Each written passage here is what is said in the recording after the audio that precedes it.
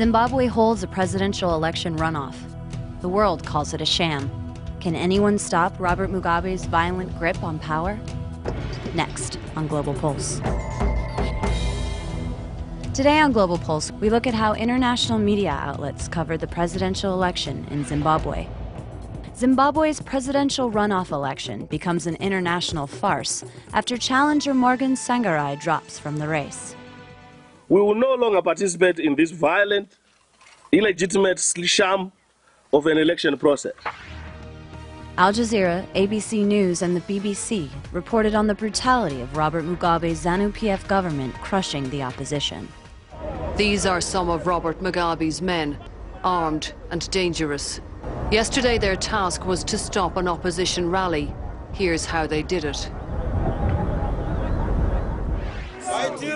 The opposition has buried nearly 90 of its members. The man who wore this shirt was dragged from his home, shot and stabbed repeatedly. This boy, just 4, was beaten, and his mother, an opposition supporter, kidnapped. Desperate and frightened, hundreds of supporters of Zimbabwe's main opposition party huddled together at the South African embassy in Harare. They're seeking refuge from the violence that continues to grip their country in the lead-up to Friday's presidential runoff. I don't know where is my family right now. Here I'm alone. My wife, I don't know where is my wife, my kids. Mugabe attempted to silence the media, but bloggers stayed beyond his reach. A blog by the political action group Welle used Google Earth to map the violence and Flickr to reveal its horror.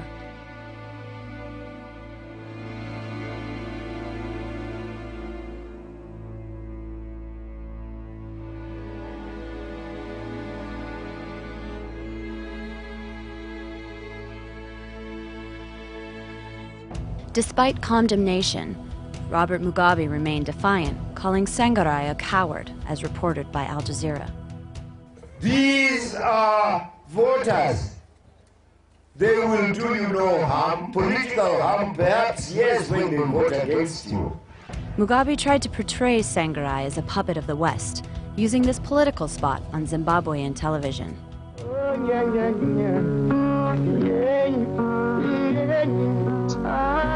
The Losers Club. We can defeat them one and all. Mugabe picked up meager support from Zimbabwe's government-controlled media and some news outlets in neighboring countries. Zimbabweans ignore runoff boycott, read Zimbabwe's The Chronicle. Namibia's New Era newspaper vowed, Zimbabwe won't be a colony again. The Post, in the Republic of Cameroon, demanded the BBC stop fanning flames of war in Zimbabwe. But the media in neighboring South Africa depicted Mugabe as an election bully.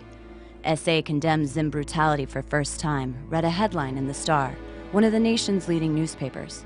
Zimbabweans coerced into voting, said Johannesburg's online Sunday Times. However, Mugabe's propaganda war gained a powerful voice in China's state-run CCTV coverage of a major meeting of African leaders. AU Commission Chairperson Zhang Ping said Africa should shoulder its responsibilities and help Zimbabwe to overcome its election difficulties.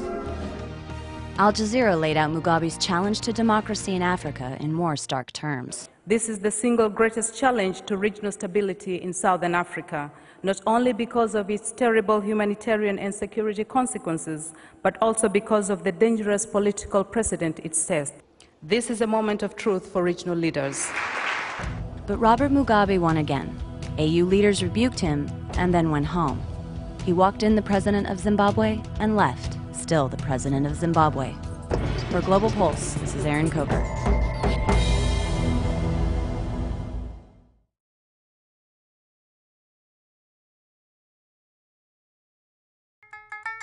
This program is brought to you by Link TV for educational and non-commercial use only.